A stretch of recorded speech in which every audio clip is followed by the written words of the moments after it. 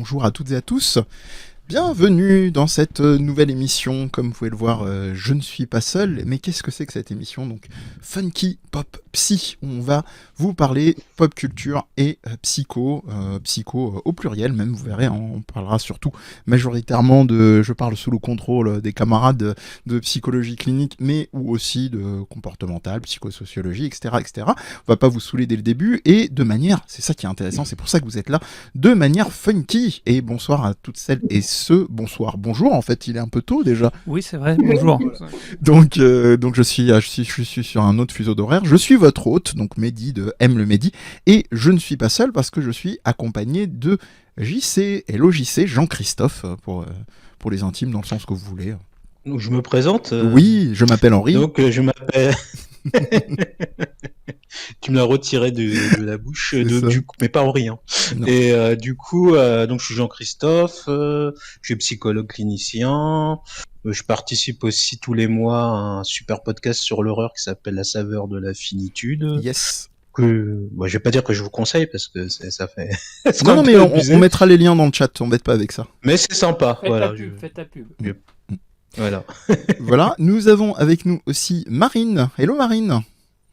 Salut. Et beaucoup de cœur, d'amour et de courage et de bonnes vibes pour Marine, parce que c'est sa première émission live, donc n'hésitez pas, soyez à fond, je veux vous voir, comme disent les grands Twitchers, faire exploser en smiley en tout genre dans le chat.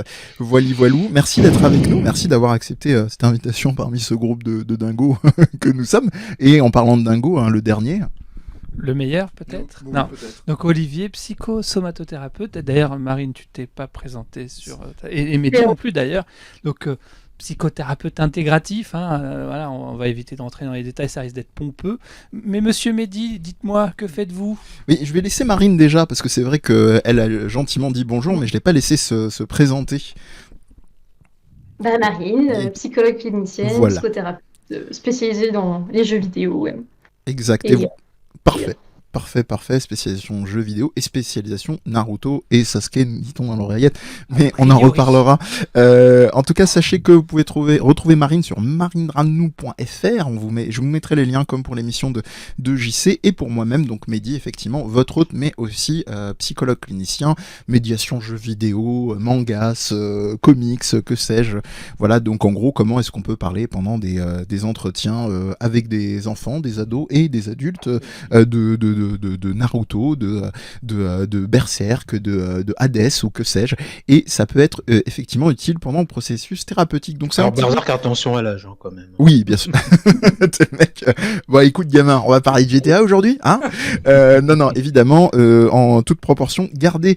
Donc, vous aurez compris le concept. On va essayer de faire du crossover entre des concepts de psycho, certaines analyses et des œuvres de la pop culture phare. Et on va commencer aujourd'hui avec on peut le dire, je pense, hein, un monument de la mangasse. Je vous donne un indice. C'est ça, rien à voir. C'est pas celui-là, c'est l'autre. Donc on va vous parler de on va vous parler de Naruto. On va en parler ensemble pendant l'heure de l'émission qui se dessine devant nous, et on aura une petite after après, parce que sinon on manquera de choses à dire. Et on va déjà introduire ce que c'est que Naruto, tout simplement. Hein. Donc un manga, hein, évidemment, on va pas insulter votre intelligence, même si vous connaissez pas en détail, mais qui a eu une longue publication, hein, parce que c'est beaucoup de tomes. Je salue d'ailleurs, parce que là je vais le lire dans le flux tendu, sauf si les concernés à un moment veulent me voler la parole, qui n'hésitent pas, le travail effectivement de présentation de la série. Donc c'est effectivement un manga qu'on doit à Masashi Kishimoto, de type shonen, et qui est composé, excusez du peu, 72 tomes, donc va falloir un peu exploser la tirelire, hein, si vous voulez vous procurer, ou le porte-monnaie en format de grenouille, si vous êtes un fan, qui a commencé en 99, fameuse prépublication dans le Weekly Shonen Jump, hein, qui est cette espèce de bottin d'annuaire, hein. C'est vrai, c'est vraiment la gueule du truc, hein. C'est comme un bottin téléphonique, même si on en a de moins en moins maintenant, voilà. Et qui est publié chaque semaine les séries phares du manga japonais, donc My Hero Academia, etc. Et le manga, donc après avoir commencé en 99, s'est terminé en 2016, et je vais laisser Marine nous présenter un petit peu le synopsis. Naruto, c'est quoi? Qu'est-ce que c'est l'histoire? À qui on a affaire? Alors, Naruto, c'est quoi? Donc, Naruto, c'est l'histoire d'un orphelin, en fait, qui a pour objectif de devenir Hokage, donc c'est-à-dire le chef de son village, parce que chaque village est une sorte de complexe militaire de son pays. Et il a envie, en fait, d'être chef de Konoha pour avoir la reconnaissance des villageois, parce qu'il faut savoir il possède en lui le démon Kyuubi, un démon renard à 9 queues qui avait attaqué fut un temps son village. Et faut dire qu'en fait, les villageois font pas trop la différence entre ce qui en est du garçon et ce qui en est du démon, donc il est un peu considéré comme un homme démon, et qui justement l'amène à être rejeté malheureusement par les autres. Et donc on va suivre toute son aventure pour donc devenir le plus fort. Voilà, j'aurais pas mieux fait. Et on a oublié effectivement l'essentiel. Il aime beaucoup les nouilles. Voilà, ça c'est pour le côté grand spectacle. Vous avez vu, on a du budget. Blague à part, je devais avoir mon bandeau de Konoha que j'avais filé à l'époque à ma frangine, mais elle ne le retrouvait plus, donc tant pis. Donc voilà, en tout cas pour ce qui est de Naruto, et on va tout de suite rentrer vraiment dans le vif du sujet. N'hésitez pas, hein, évidemment, dans le chat, il y a toujours ce côté qui peut être pseudo-intimidant. Waouh, c'est des psychologues, ils parlent machin. Ça fera rire la plupart d'entre nous, hein, si vous dites ça. Mais n'hésitez vraiment pas, hein, toutes les interventions, nous on est là aussi pour échanger avec vous, à nous dire ce que rire, voilà. Voilà, c'est ça. Ce que vous avez aimé de la série, les thèmes qui vous ont marqué, le personnage qui vous a le plus marqué, et surtout vous dire, on va partir un petit peu de cette base fil rouge qu'on retrouve souvent dans le shonen, mais là de manière très très forte, c'est Naruto un petit peu comme, je dirais comme psychothérapeute de groupe, hein, on pourrait le dire, ou je vois Olivier avant même le lancement de l'émission qui dodeline, qui va préciser et qui va commencer à lancer la discussion. Non, est-ce que vraiment c'est un psychothérapeute de groupe ou est-ce qu'il a un syndrome du sauveur? Là est la question pour moi. Après, je veux pas. Est-ce que les psychothérapeutes de groupe ont un syndrome du sauveur? C'est pas faux, si effectivement. Est-ce qu'ils sont bien suivis? Est-ce qu'ils ont une supervision, monsieur? Merde. Pas toujours. Donc on va un petit peu se poser la question. D'ailleurs, rebondissez sur ça. Hein, est-ce que vous êtes plutôt, est-ce que Team Naruto vraiment psychothérapeute qui arrange les galères psychiques des autres ou pas. Des fois c'est. Déjà, on peut peut-être situer un peu Naruto comme déjà c'est ce qu'on appelle un shonen. Ouais. Donc c'est un manga en règle générale qui met en avant le mérite, le fait de s'entraîner, de pas abandonner. Souvent, il y a l'idée qu'il va avoir des compagnons qui peuvent parfois et même souvent être des ennemis. Puis en fait, il devient ami, comme Sangoku. Hein. Il a beaucoup de points communs avec Sangoku. C'est vraiment une typologie de personnage. Mais il y a quelques originalités, notamment celle où il parle beaucoup à ses adversaires pour les convaincre et il les aide psychologiquement. Et on peut dire que Naruto, c'est un personnage qu'on appelle Baka en japonais, donc qui est un peu un idiot. Enfin, c'est un idiot intelligent, c'est-à-dire il sent, il comprend les gens, mais il est complètement stupide en même temps. Et mais il a aussi un certain sens du combat, c'est-à-dire que parfois il va penser autrement et il va trouver une solution pour battre quelqu'un qui normalement ne pourrait pas battre. Voilà. Il a à mon sens, une grande intelligence émotionnelle, mais pas toujours un grand sens logique en fait. Voilà. Mais ça n'empêche qu'il trouve effectivement à sa manière, de manière des fois même très intuitive, des solutions, comment pallier aussi à ses limites, hein, avec le Rasengan, comment faire même presque des fois de ses faiblesses une force. Après bon, pour compléter aussi sur la notion de shonen, on est vraiment dans du shonen type, à mon sens en tout cas, après je sais que je pourrais me faire jeter des chaussures au visage en disant ça, mais je l'assume, Neketsu, avec cette idée aussi de power-up, de toujours plus loin, d'être toujours plus fort. Et pour compléter ce que tu disais avec Dragon Ball, l'auteur s'est jamais caché que Dragon Ball avait été une grosse source d'inspiration, je pense en fait pour beaucoup d'auteurs de shonen après Dragon Ball, et que certains de ces personnages, comme Gaara, étaient une sorte de représentation dans son œuvre de personnages de Dragon Ball, comme Piccolo dans Dragon Ball, quoi. Je ne dirais pas que Sasuke est un Vegeta, ça serait faire honte à Vegeta. Voilà, c'est lancé. Ouh, ouf, comme dirait Mario. Marine, est-ce que tu voulais te prononcer par rapport à un petit peu à Naruto comme personnage, fédérateur, ça c'est sûr, mais sur un petit peu ce qu'on a tenté, syndrome du sauveur ou ou psychothérapeute de groupe. Je pense qu'il est important de préciser que quand même Naruto, c'est un personnage qui est montré comme étant isolé et qui ne bénéficie pas justement d'une enveloppe groupale où il sera accepté, où il pourrait justement tester la relation. Il est tout le temps rejeté, ce qui l'amène justement à faire tout le temps des conneries, ce qui a pour effet finalement de provoquer encore plus la colère des autres. Mais il y a cette idée que finalement, vaut mieux susciter la colère plutôt que d'avoir rien en retour, en fait. Oui. C'est sa façon à lui de rentrer en contact, qui est certes maladroite et assez indélicate, mais c'est aussi son côté qui est touchant, en tout cas pour le lecteur, que de voir que c'est un personnage, en effet, sur lequel on peut plus s'identifier parce qu'il a des failles, en fait. Donc il reste très humain, je trouve. Alors c'est vrai qu'on peut faire un parallèle, puisque Olivier évoquait Dragon Ball, c'est-à-dire que Sangoku, lui, commence en ermite, puis est très rapidement intégré finalement dans un groupe dans lequel il va être assez indispensable. Naruto évolue dans un groupe déjà constitué, mais dans lequel il va devoir effectivement attirer cette attention, et ça va passer par plein de choses qu'on peut retrouver chez des enfants, des préadolescents, des adolescents, c'est des conduites à risque, finalement, dans les premières missions, etc. Et surtout, cette annonce très provocatrice, où il n'est pas pris au sérieux, surtout par rapport à son jeune âge, de dire je serai le prochain Hokage. Donc l'Hokage, c'est le chef du village des ninjas, qui un petit peu recentre un petit peu toutes les le rôle politique de chef, quoi, s'occupe de l'ensemble des groupes, etc. Et effectivement, tout le monde se moque de lui, surtout qu'au début, il n'a pas forcément le pouvoir, il n'a pas les moyens de son annonce. Et c'est vrai que donc ça donne tout de suite cet effet où on le voit, mais il est plus moqué qu'on retenu sa présence et qu'on retient sa présence, et petit à petit il va se frayer un peu un chemin avec plusieurs personnages, justement. Je t'en prie.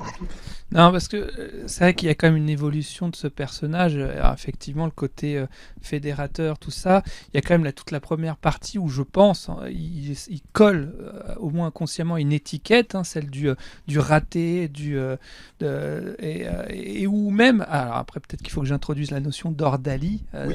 C'est-à-dire ces espèces de rituels où on se prouve à soi-même que j'ai pas le micro au bon endroit, c'est ça. C'est un rituel où on se prouve à soi-même que on est méritant, qu'on est vivant aussi dans une certaine mesure. Alors l'ordalie à la base c'était des choses qu'on imposait dans l'époque médiévale notamment, où on soumettait des gens à des épreuves pour voir si par exemple une femme était une sorcière. Donc on allait la lester, si elle remontait à la surface c'est que c'était une sorcière, et donc elle était tuée, et si elle ne remontait pas c'est que c'était pas une sorcière mais elle était morte. Bon voilà. L'ordalie au sens psychologique du terme, c'est une épreuve qu'on va se faire passer à soi-même pour se prouver qu'on est méritant, pour se prouver que, voire même peut-être aussi dans une dimension tu parlais de conduite à risque, de passage à l'acte. Tu veux réajouter quelque chose? Simplement qu'on retrouvait ça aussi dans ce qu'on appelle les addictions au jeu d'argent. Oui, j'allais dire. Voilà, donc la pratique ordalique qui est, si on doit résumer très simplement, c'est un peu ce côté rien ne va plus, faites vos jeux, la fameuse phrase qu'on trouve dans les casinos. On s'en remet un petit peu à une espèce de jugement supérieur qui va venir un petit peu tout régler. Je vais très rapidement, j'y sais si tu veux compléter. Ah non, j'allais dire la même chose. Bon, c'est parfait. Donc on a un peu posé notre décor.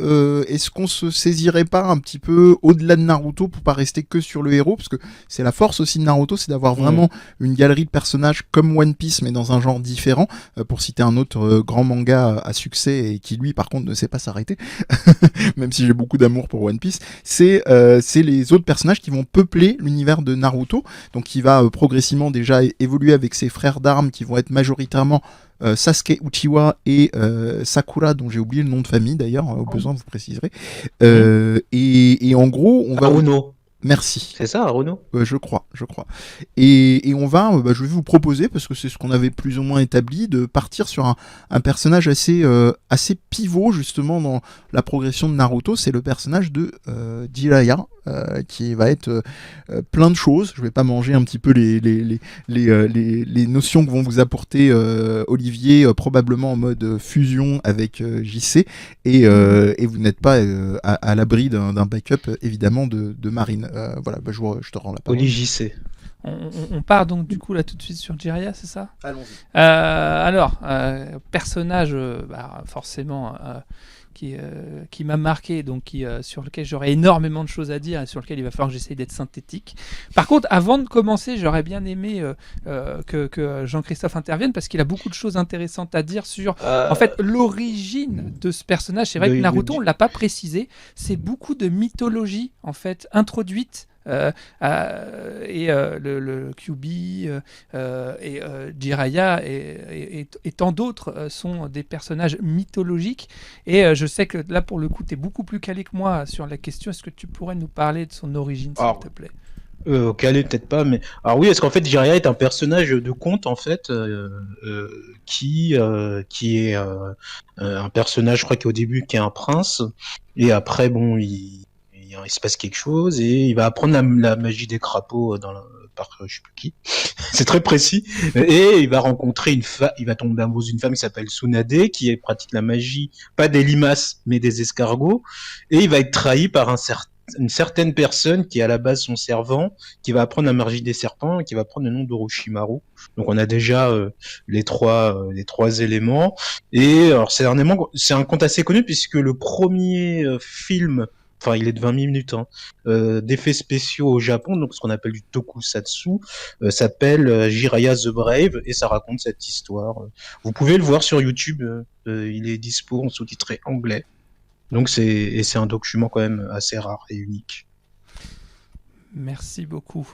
Et peut-être une référence aussi, alors ça c'est plus tordu, c'est peut-être une référence à EQ, donc je sais pas, balance C'est fait. Peut-être voilà, donc qui est un moine zen qui était connu pour écrire des poésies, on va dire érotiques, donc qui était une sorte d'ermite. Enfin c'est un personnage, il y a eu des adaptations de manga sur ce personnage. Donc, comme Jiraiya est un personnage qui écrit un roman érotique, enfin, fripon, donc je me suis dit c'était peut-être aussi une référence à ça. L'art du batifolage, voilà, pour le préciser. Et Voilà. Autre précision pour les gens qui sont avec nous, merci, vous êtes déjà beaucoup avec nous. N'hésitez vraiment pas, comme vous l'a dit, à intervenir si vous avez des suggestions, quoi que ce soit. On vous précisera avec un visuel et un son les moments où il y aura un spoiler. Donc, je m'occuperai de faire ça en régie. Donc, ne vous inquiétez pas, tout va bien se passer. Et une fois qu'il y aura plus le logo, ça veut dire qu'on repasse sur un mode sans spoiler. Donc, voilà, on prend soin de vous. Alors justement, on va y venir au spoiler si je dois prendre la parole. Bon, alors déjà, le personnage de Jiraiya, c'est un personnage qui vit à l'écart du village, c'est un ermite pour le coup. D'ailleurs, il a une capacité, c'est-à-dire le mode ermite, qui lui permet de décupler sa force, ses compétences et autres. Et donc c'est un personnage qui est introduit comme un mentor à un moment donné. Il a parce que la charge, le mot est un peu dur, mais j'ai pas d'autres mots. Il a la charge de Naruto. Il doit le prendre en main dans son évolution, dans son parcours. Et c'est un personnage. Alors justement, t'as bien fait d'introduire. J'ai déjà oublié son nom, mais ce personnage, ce Zen, qui est à la fois quelqu'un d'assez sage et en même temps qui a une petite dimension perverse, on pourrait en discuter des heures, mais honnêtement je sais pas si, vu le temps qu'on a, ça vaut le coup, parce que c'était juste une rêve comme ça. Juste dire que la calligraphie qui est passée, il y en a une qui veut dire faire le bien et l'autre éviter le mal, donc il y a quand même un côté très moral. C'était vraiment en passant, quoi, c'était vraiment un petit trivia. Mais en plus, oui, tu allais dire? Non, mais en plus, bon, c'est moi qui dis ça. Je me dis, je pense, mais j'ai aucune preuve absolue que ça le soit. Mais c'est vrai que d'un point de vue psychologique, la dimension des personnages pervers au sens sexuel du terme dans les mangas peut toujours être un peu, surtout d'un regard occidental, poser question, mais à la limite, c'était pas là le plus important, ce sur quoi je voulais venir, c'était le rôle qu'il joue auprès de Naruto.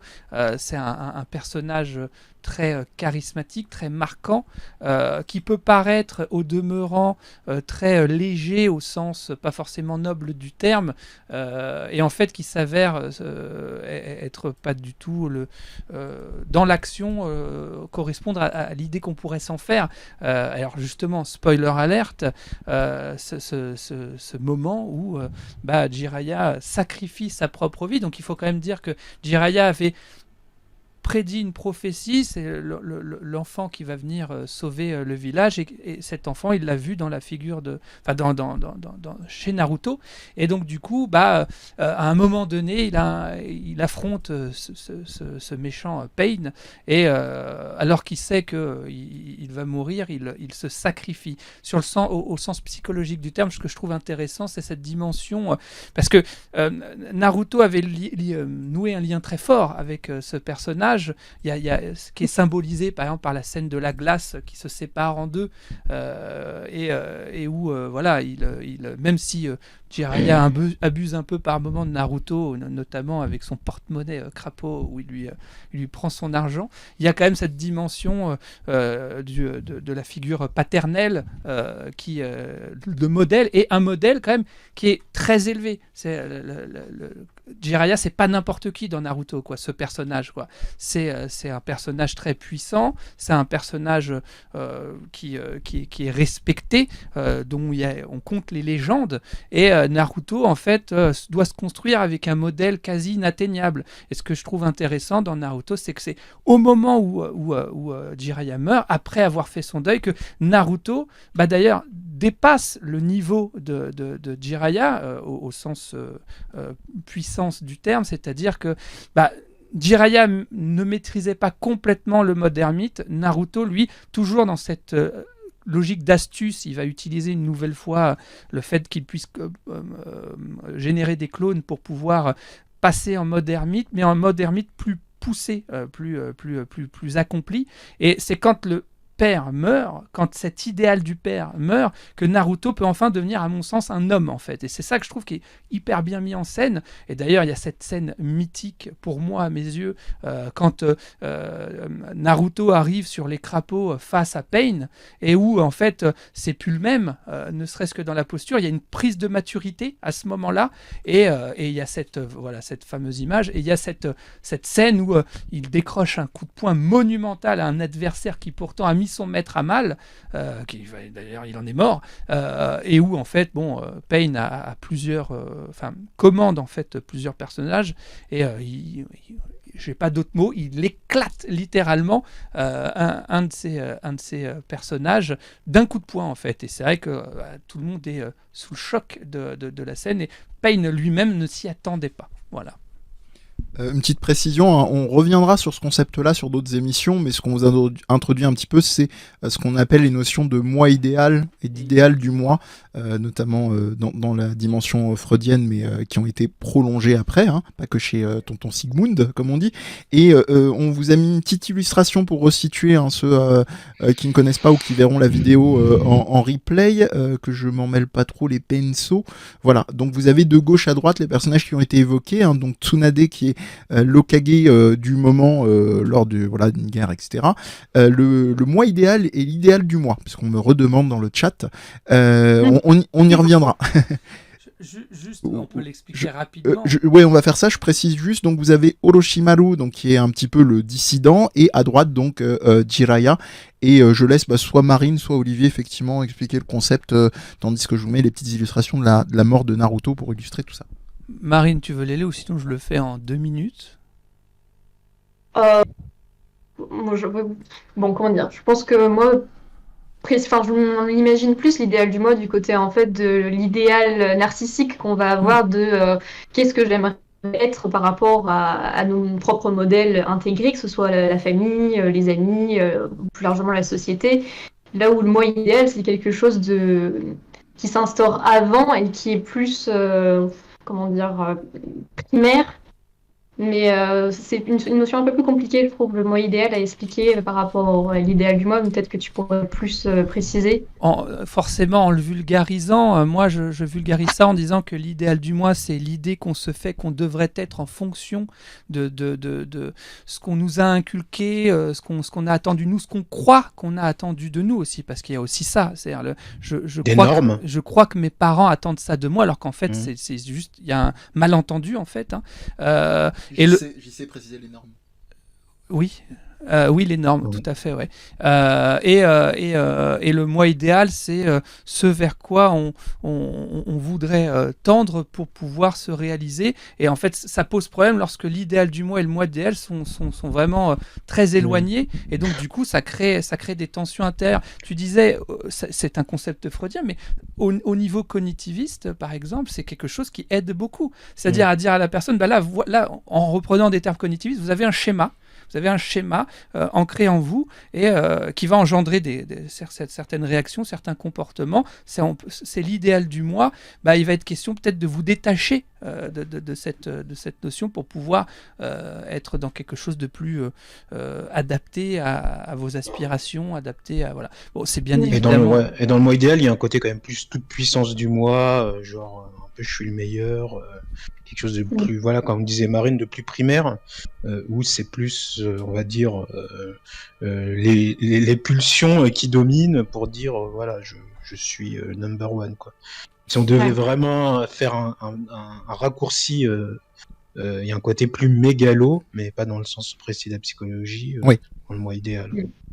Peut-être c'est plus un rapport aussi d'écart avec la réalité, le retour qu'on en a. Et finalement, c'est là où il va avoir souffrance, des souffrances psychiques. C'est quand finalement l'écart est beaucoup trop grand et qu'on remarque que ça reste un idéal justement qui n'est pas atteignable. On ne peut pas atteindre parce que justement, il est trop empreint de ce côté narcissique et idéalisé. C'est pour ça que j'y sais parler de la question des normes et l'exemple que vous pouvez avoir très souvent qui illustre ça, et c'est pour ça que les mangas et les animés ont beaucoup de succès, j'allais dire chez les jeunes, mais chez les moins jeunes aussi, c'est cette dimension de rêverie diurne, donc les rêveries éveillées, où on va se créer effectivement cette logique d'imaginaire, et comme le disait très, très bien Marine, il peut y avoir un décalage entre la façon dont on va atteindre, on va pourvoir, et là, c'est là où l'embranchement est compliqué, c'est atteindre en fonction des normes et des attentes, sociale, parentale, etc. et atteindre par rapport à ce qu'on construit soi-même de sa propre identité, de sa propre construction. Excuse-moi JC, je t'ai coupé. Non, je disais un bon moyen mémotechnique pour différencier, c'est que dans idéal du moi, c'est le moi qui suit un idéal, et dans moi idéal, le moi est en premier, et c'est le moi qui en tant que tel est idéal. Ouais. Et quand aucun des deux ne fonctionne, on peut arriver sur des éléments plutôt aversant ce qu'on va appeler, rassurez-vous, on va pas être trop dans le jargon, ce sera sur d'autres émissions, on prendra le temps de l'expliquer, mais plutôt psychotique, avec vraiment un déni en fait de ce rapport aux réalités. Et on a le personnage par exemple de Ogito qui lui va être dans une dimension de faire de l'illusion la réalité d'une certaine manière, mais là on est vraiment dans un pan beaucoup plus, je dirais beaucoup plus grave et aussi assez dramatique concernant le personnage, mais on va pas trop s'emmêler les pinceaux avec tout ce qu'on vous a déjà dit à présent. On va comment dire continuer. Il y a eu 2-3 ruptures d'anévrisme, donc attention. Oui, après c'est vrai que de toute façon on reprendra tout au long des émissions, c'est un peu un pari, ce Funky Popsy, cette nouvelle émission, que vous soyez avec nous, parce qu'on réexpliquera les concepts on réexpliquera les concepts progressivement, et on espère que vous serez fidèles au rendez-vous, au pire, ça peut être intéressant avec le replay de revenir dessus, ou même d'aller voir quelques petites définitions de votre côté, c'est comme on dit dans le jargon, c'est un maître au travail. Je vais me tourner vers Marine, parce que nous arrivons évidemment à l'incontournable d'un point de vue contractuel. Non, on plaisante parce qu'effectivement on s'amuse beaucoup autour du personnage de Sasuke. Alors évidemment, on va me regarder avec les gros yeux parce que par quel morceau je le prends. Celui que tu veux, Marine. Donc on va commencer à parler du personnage quand même de Sasuke, qui est assez emblématique, qui fait un petit peu scission pour les gens, on aime ou on n'aime pas, peu importe, c'est pas la question. Mais là, on va voir donc plusieurs points d'accroche que va nous proposer Marine concernant le personnage de Sasuke. C'est vrai que pour moi, on peut pas parler de Naruto si on ne parle pas aussi de Sasuke, parce que Oui, c'est deux ça faces par d'une contre on est même d'accord. pièce avec un parcours initiatique qui est différent en fait. C'est que moi personnellement, quand j'ai vu, donc je vais commencer par l'animé avant de commencer par le manga, mais au début, je me rappelle que je me disais, mais en fait, quoi, ça s'appelle Naruto, ça pourrait clairement s'appeler Sasuke parce que on est davantage en fait centré sur la progression exponentielle de ce personnage comparé à Naruto. On voit bien qu'il a plus de difficultés en fait à pouvoir euh, faire des jutsu, donc c'est des techniques de ninja. Donc en fait, j'avoue que Sasuke pour moi en fait c'est un personnage qui est central dans l'œuvre et je sais qu'il n'est pas forcément très apprécié et ça m'interroge en fait ce côté très clivé en fait pourquoi est-ce qu'il divise autant aussi la communauté. Et je me suis un peu posé la question de finalement qu'est-ce qui peut nous renvoyer en fait en tant que lecteur qui fait que finalement on n'arrive pas à apprécier ce personnage alors que bon il reste tout de même central. Et donc, je sais pas, j'avais quelques petites réflexions en tête. Je sais pas ce que vous en pensez, mais je m'étais dit déjà que faut commencer par finalement qu'est-ce qu'on se dit, enfin quels sont les arguments pour dire qu'on n'aime pas Sasuke. Donc j'en ai récolté quelques-uns. Donc il y a le côté en effet que c'est un traître, hein, parce que il quitte donc la team 7, donc la team donc avec Kakashi, Ouais, Sakura, Naruto et Sasuke que vous avez à l'écran. qui est donc l'équipe qui est formée donc par un ninja supérieur pour pouvoir faire passer les élèves à des ninjas après, on va dire, titrés de Konoha. Donc il y a ce côté en effet que c'est un traître, il est égoïste parce qu'il pense que à sa propre vengeance personnelle, parce qu'il a certes un but très différent des autres personnages, où c'est plus du côté de la communauté qui va être mis en avant. Lui, c'est plus son rapport individuel avec sa propre histoire. C'est une histoire donc en plus familiale. Il y a le côté aussi où il faut un peu le bordel dans les projets et puis qu'on voit bien qu'en fait c'est un petit peu l'archétype du héros arrogant et qui est empreint d'illusions très narcissiques où il a conscience en fait de ses capacités, il a conscience d'être un personnage qui est fort, plus fort d'ailleurs que certains autres. Et puis il y a le côté qui s'en fout de tout le monde en fait, il rejette ses camarades, là où Naruto est plus dans un besoin de s'entourer, de faire appel aux capacités d'autrui. Sasuke c'est plutôt en mode moi j'avance tout seul et j'ai besoin de personne et il a même un rapport très particulier avec ses camarades qui le suivront après coup, c'est qu'il est capable de les trahir, de les utiliser, voire même de les sacrifier pour son propre intérêt personnel.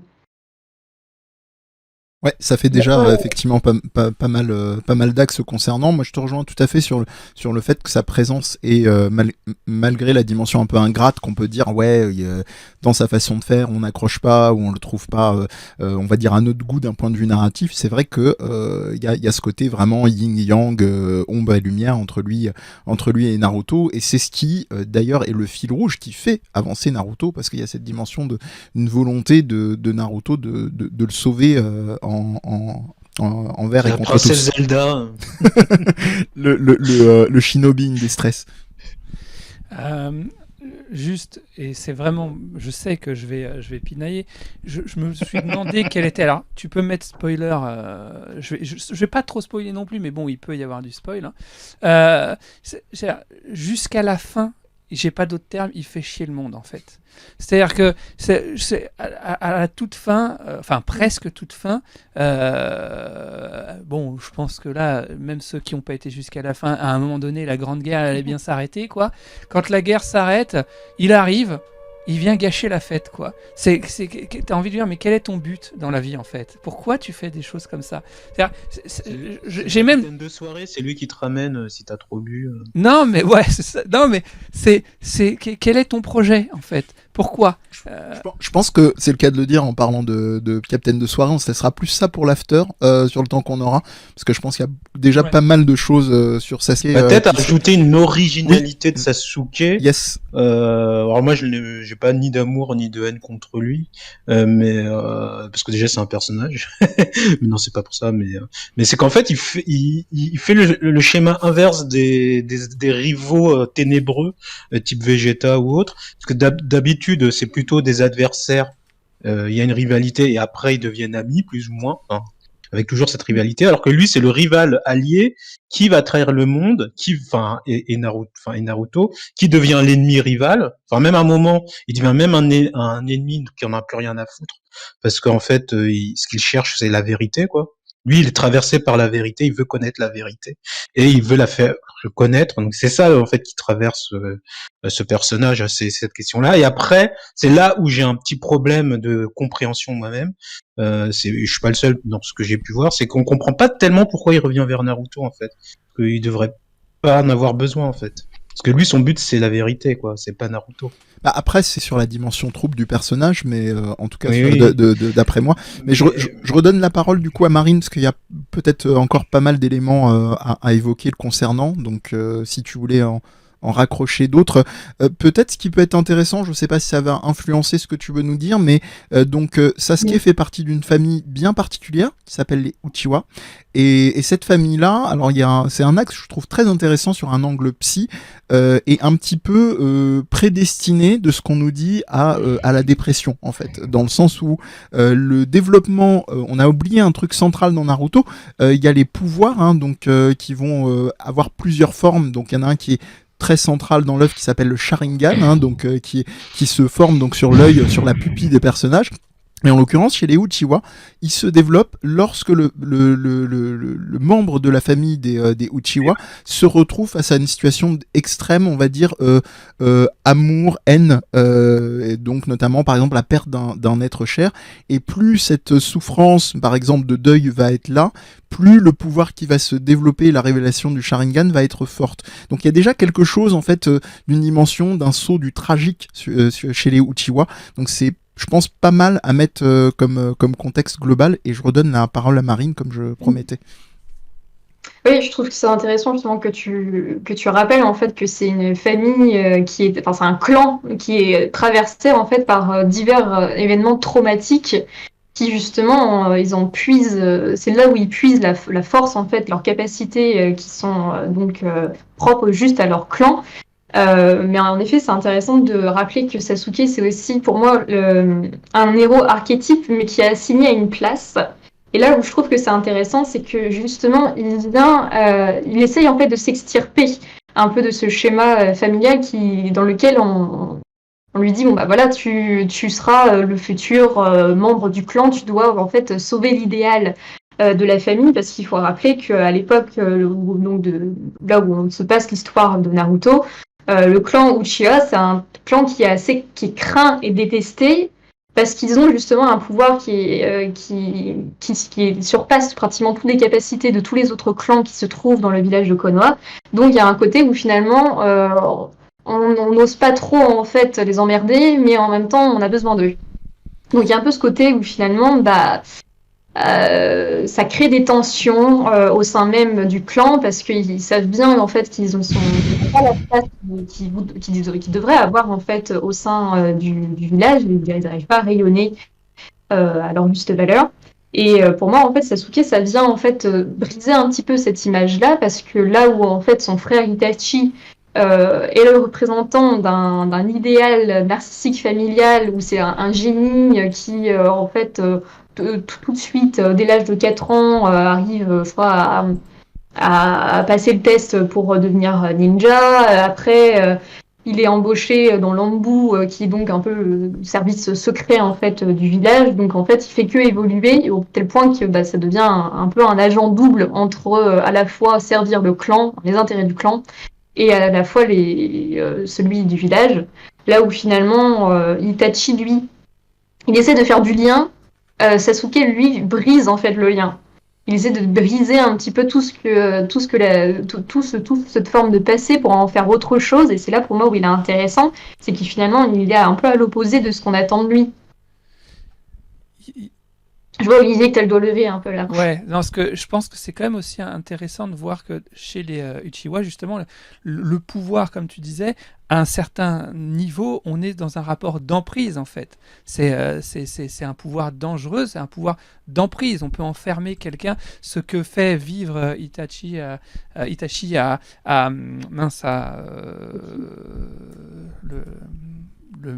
non, mais je vais pas l'avoir, c'est quand même dommage. Kakashi, merci. Quand il enferme 1000 ans de souffrance, là. Ouais, 1000 ans, c'est quelque chose de psychologiquement parlant, ça se pose là quand même, je pense, ce pouvoir. Et cette famille, elle est beaucoup dans une notion, voilà,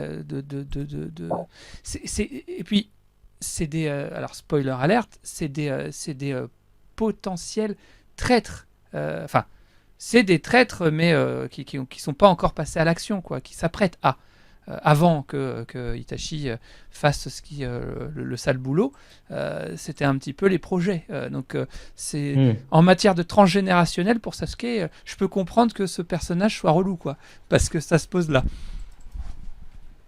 Non, j'allais simplement rajouter sur la notion de contre-courant qu'expliquait Marine, c'est très intéressant et c'est un autre point, là aussi on le verra sur la deuxième partie de l'émission, parce que comme on vous l'a dit en intro, on voulait une émission quand même qui soit digeste, donc ne pas excéder l'heure d'émission, c'est cette dimension évidemment trans-intergénérationnelle, donc comment effectivement un traumatisme se retrouve dans les non-dits, parce que c'est le drame effectivement des Uchiwa, hein, c'est quelque chose qui est...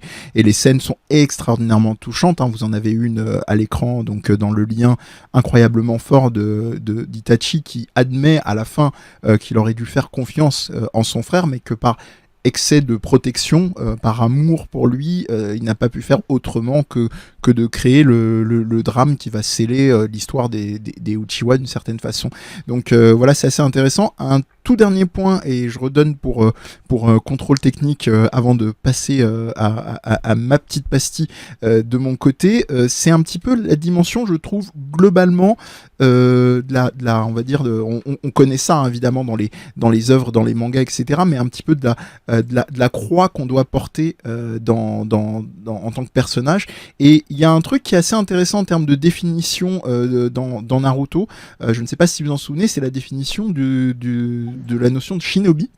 Et en gros, elle nous est donnée à un moment dans le manga, et on nous explique effectivement que les shinobi, par définition, portent un petit peu quelque chose de cette logique, presque de cette élan un peu beaucoup dépressif, hein, donc dans le kanji même de shinobi, il y a cette idée de les shinobi, ce sont ceux qui souffrent. Il y a une double lecture comme dans beaucoup d'idéogrammes japonais, mais on nous précise qu'effectivement les shinobi sont par définition, et on le voit beaucoup dans le flashback du premier Hokage, que finalement il y a cette dimension de porter cette souffrance en son sein et de voir jusqu'à quel point est-ce qu'elle est transmise, est-ce qu'il y a quelque chose de la parole qui se fait et qui permet de dénouer les choses. Marine, je te laisse s'il y a des choses à rajouter concernant Sasuke, et ensuite je laisse la parole à Olivier. Ça me faisait aussi penser finalement à ce côté où comment évoluer, comment trouver sa voie parmi tous ces formes traumatiques en fait qui sont présentes dans le manga. Ce qui est intéressant, c'est que finalement chaque personnage va montrer un peu comment il va s'en sortir, hein, il va se dépatouiller avec le trauma pour pouvoir en faire quelque chose. Et là, pour moi, où c'est intéressant, c'est que justement, Sasuke, tout au long du manga, est montré comme quelqu'un qui n'arrive pas à faire autre chose de la haine, de la colère, du ressentiment qu'il éprouve à l'égard de toute cette génération, en fait, qui n'a fait que accumuler des erreurs, parce qu'il y a tout l'aspect des non-dits, mais il y a aussi le fait que les décisions qui sont prises ne sont pas forcément les meilleures, même s'il y a l'idée de protéger, mais c'est toujours protéger qui et aux dépens de qui. Et c'est ça le problème, c'est que finalement, Sasuke, c'est dans son propre parcours qu'il y a une réflexion qui est pas très bien construite par Kishimoto, malheureusement. Je trouve qu'il a un petit peu foiré l'écriture du personnage, malheureusement. Mais en tout cas, à la fin, ce qui, je trouve, est intéressant dans ce personnage, c'est qu'il arrive à en faire quelque chose, et il arrive en fait à transformer cette haine et cette colère pour servir la communauté.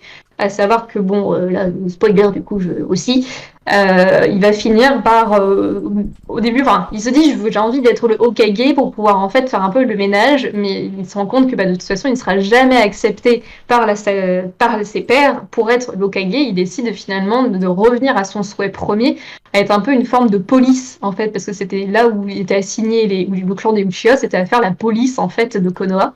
Et il va se dire que finalement, il va embrasser ce rôle pour en faire un Hokage de l'ombre, c'est-à-dire le bras droit donc du futur Hokage, mais qui ne s'intéresse pas que aux problèmes du village, qui va donc poursuivre en fait les criminels pour apaiser en fait les tensions et les conflits qui amènent justement chaque village après à exploser à un moment donné dans des conflits de guerre. Donc c'est pour moi en fait là, je trouve que c'est intéressant, c'est que du coup il évolue, il arrive à en faire quelque chose et à le transformer en quelque chose, on va dire, de positif. En donnant une force extérieure et presque en plus la défense extérieure du village, quoi. On passe de la défense intérieure et un peu extérieure. Tout à l'heure, je voulais compléter ce que tu disais sur la dimension de souffrance du shinobi. Et il y a beaucoup dans Naruto cette dimension du principe de loyauté, de l'agneau sacrificiel. Là, et Itachi, c'est celui qu'on sacrifie quelque part, qui doit se sacrifier, qui doit en plus se faire passer pour le méchant de l'histoire.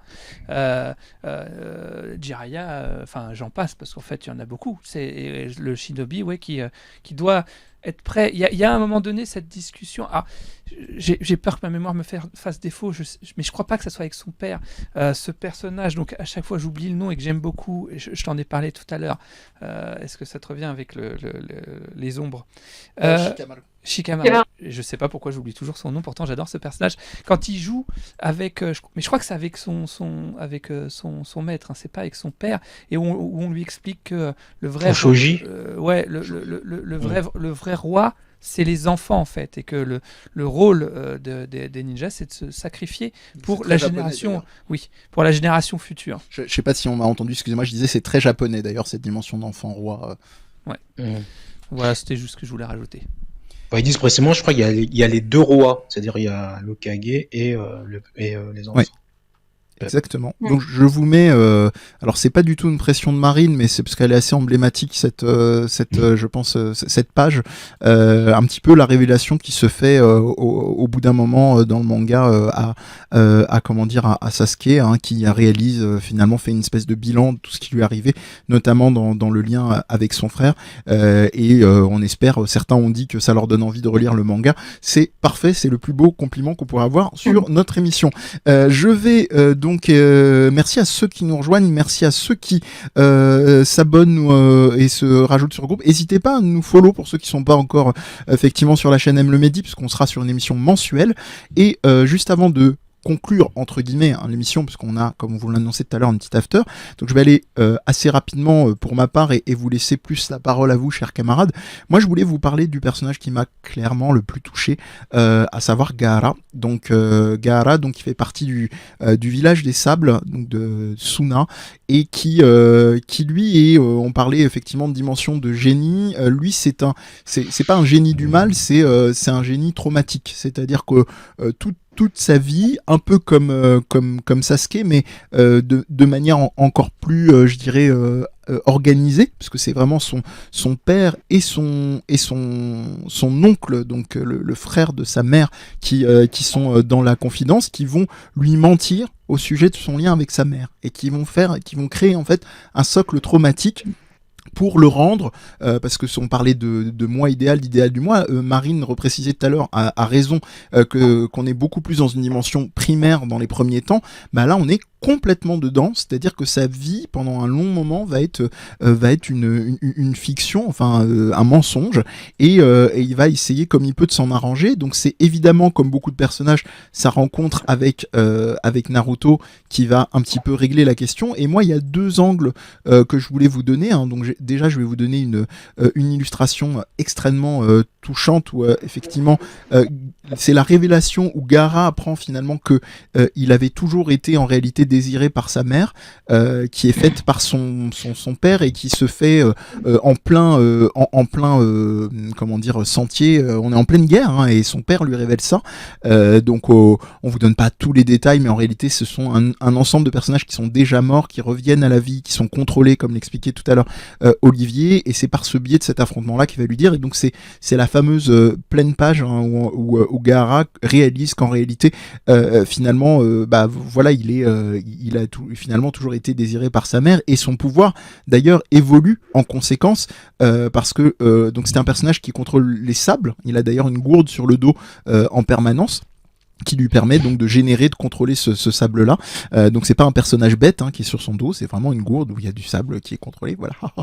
Et en gros, donc plus son pouvoir va s'affirmer, plus il va prendre la forme, comme vous pouvez le voir ici, donc justement de sa mère, en l'occurrence, qui va se formaliser. Et là, je trouve que pour moi, c'est l'exemple ultime de la représentation de cette dimension de la prise de soin au sens large du terme. Alors, on pourrait aller du côté d'un grand pédiatre psychanalyste qui s'appelait Winnicott et qui parlait de ce qu'on appelle le holding et le handling, donc qui sont les premiers temps de soins primaires du tout petit, du nourrisson. Comment est-ce que on lui apporte des soins, alors très souvent on dit soins maternels, parce qu'en réalité heureusement les textes ont été réévalués, il n'y a pas que des mères qui s'occupent d'apporter les premiers soins aux enfants. Heureusement, on parle de fonction maternelle, ce qui peut être rempli par le père. Oui, tout à fait. Mais c'est vrai qu'en général, c'est un peu amené trop d'un côté exclusivement de la mère. Ouais. Mais t'as raison pour la précision. Et le deuxième qui est ce qu'on appelle le holding, donc qui est le maintien, vraiment de tenir. Et là, finalement, cette planche-là, c'est une réconciliation pour moi de tout ça pour Gaara. Et je terminerai sur un dernier point qui va nous donner du grain à moudre pour discuter et terminer les quelques minutes avant la fin de l'émission. C'est une autre planche que je trouve très intéressante, elle aussi. C'est celle donc qui concerne son père, et où au moment où son père lui fait la révélation et culpabilise finalement de lui avoir fait aussi tardivement. Et il lui dit ceci, son père lui dit j'aurais dû te le dire, etc. Il essaye de se racheter, et Gaara lui dit mais c'est bien la première fois que tu me donnes un remède, père. En s'adressant à son père, finalement il lui donne les clés qui lui manquaient jusqu'ici pour être apaisé, on va dire, en paix avec lui-même. Et moi j'ai beaucoup rattaché ça à un concept que je vais vraiment utiliser de manière rapide parce qu'il est extrêmement complexe, c'est le concept de pharmacone. Donc c'est un concept qui vient de la philosophie et qui représente à la fois le remède et le poison. Et quelque part, on retrouve vraiment ici, je trouve, cette double valence du personnage de Gaara qui a été en permanence torturé, à osciller entre les deux, qui a retrouvé un ersatz de stabilité avec Naruto dans sa première confrontation à lui, qui devient d'ailleurs ensuite un Hokage également, enfin en tout cas un chef de son village. Je crois qu'il y a un terme précis, mais si vous l'avez, n'hésitez pas, que ce soit les copains ou dans le chat. Ah, c'est Kazekage, je crois. Kazekage, je crois. J'avais un doute, mais je voulais pas dire de bêtises. D'ailleurs, un très bon Kazekage, puisque dans les décisions, il prend toujours des décisions très équilibrées et sages. Oui. C'est vraiment, il devient un grand chef, quoi, par la suite. Ouais, on est d'accord là-dessus. Et en gros, il y a un troisième temps juste avant celui-là que je vous illustre à l'image. C'est celui où il se fait finalement extraire cette possession par le personnage m'échappe, cette grand-mère qui va lui donner sa vie, d'ailleurs, littéralement. Et donc voilà, il y a toujours quelque chose d'une forme de ce qu'on appelle un peu en jargon des fois une béquille psychique. Là, c'est tourné sur le côté du drame, d'un sacrifice, mais c'est intéressant pour que les personnages arrivent à tenir. Il y a toujours plein d'étayages, plein de soutien. Voilà. Donc je m'arrête là-dessus. C'était assez dense, donc je ne sais pas si vous aviez des réactions, un rapport particulier au personnage de Gaara que vous vouliez préciser par rapport à ce que... Chiyo, merci, on nous dit dans le chat, merci, vous êtes formidable. La grand-mère de Sasori, effectivement. Je voulais juste 2 secondes revenir sur la première image, ce visage, parce que on parle beaucoup, et c'est un peu le but de l'émission, de psychologie, tout ça, mais ça va rejoindre ça, mais cette expression, le dessin dans Naruto, c'est quand même en général plutôt de qualité, et là en l'occurrence, c'est quelque chose que vous avez déjà dû voir en consultation, à un moment donné où l'émotion sort, contre toute attente, c'est vraiment de l'ordre, au sens d'Hannah Arendt, du miracle, la chose qui arrive contre toute attente, la personne s'y attend pas, à un moment donné ça libère quelque chose, il y a quelque chose, et je trouve qu'il l'a magnifiquement représenté, ce dessin, on ressent ça, je trouve, on sent qu'il y a quelque chose qui se débloque à ce moment-là par cette révélation. Oui, et de la même manière que Naruto dans cette planche où il y a un découpage de 2 cases et ils sont tous les deux ventre à terre, hein, littéralement. Ils viennent d'aller au bout de leur énergie et il lui dit j'ai toujours été comme toi, les larmes aux yeux, etc. Et c'est le moment où effectivement ça fait un déclic pour Gaara. Marine ou JC peut-être sur le personnage de Gaara pour doucement terminer l'émission et avant de passer à l'after.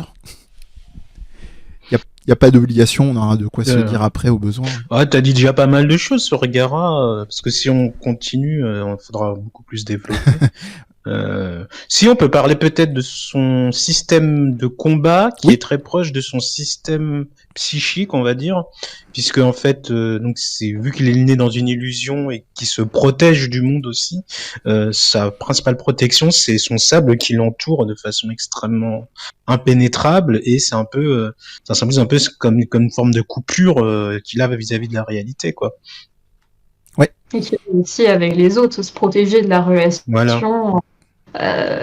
Parce qu'elle serait forcément menaçante pour lui, mais aussi pour l'autre, parce qu'on lui a inculqué depuis tout petit qu'il est une menace, en fait, pour son visage, si je me rappelle bien.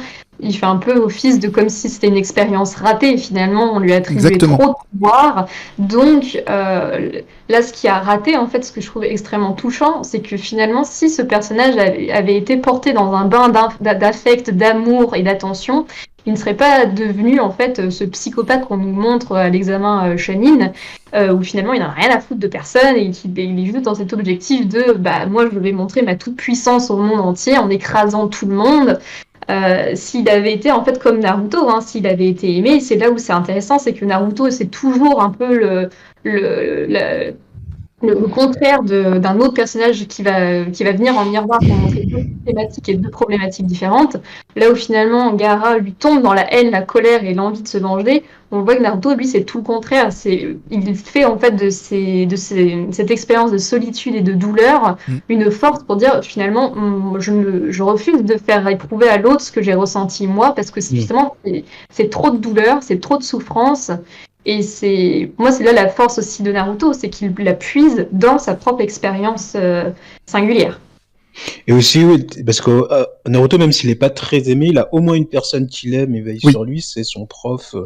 Et ses profs, même au pluriel. Parce que c'est ce qui fait qu'il ne flanche pas, c'est qu'il y en ait au moins un qui l'aime. C'est ça. C'est ça, il a les différents tuteurs qu'il peut avoir en règle générale. On va doucement vous amener vers la fin, vous dire que vous pouvez retrouver, on vous le laisse dans le chat, mais ce sera dans le billet de l'émission, parce que oui, il y aura un replay et peut-être que vous aurez besoin d'enregistrer tout ça. Donc merci déjà à vous trois, c'était vraiment un plaisir. De toute façon, je suis pas très surpris, j'ai la joie. Merci et une de mes qualités que j'arrive à m'admettre, c'est de bien m'entourer. Merci à Marine, merci à JC et à Olivier. Vous pouvez retrouver, c'est dans le chat, donc JC sur la saveur de la finitude, vous avez le lien de l'émission, son podcast auquel je participe, on est 5. Voilà, c'est ce que j'allais dire, entre autres auprès de citer mes compagnons. Je t'en prie. J'allais t'y inviter.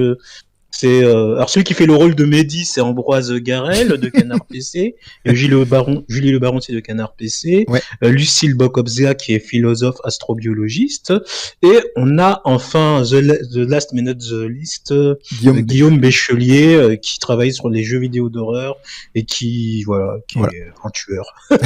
En gros. Voilà. Et puis Marine, dont vous avez le site éponyme, marineranou.fr, tout attaché, mais c'est dans le blog, ce sera dans le billet. N'hésitez pas, si vous n'êtes pas encore abonné à la chaîne, à le faire, parce que ça permet effectivement d'être prévenu des émissions. Il y en a en plus en tout genre, en tout cas pour ce qui est du Twitch, pour ceux qui sont sur le replay, évidemment il y a le coupé décalé, donc vous aurez pas ça, mais ça vous permet de vous mettre à Twitch peut-être, qui sait. Et nous on se retrouvera normalement sur une base mensuelle, en tout cas des émissions. On vous tiendra au courant, donc vous le voyez en bas à droite, Twitter, Instagram, le Discord que je vous mets également. Et on vous dit juste là, ne partez pas, parce qu'on va partir sur l'after, juste une micro break, et on se retrouve juste après, petite coupe montage, et on est là dans vraiment 5-7 secondes. Ne partez pas, à tout de suite. Ciao. Ciao.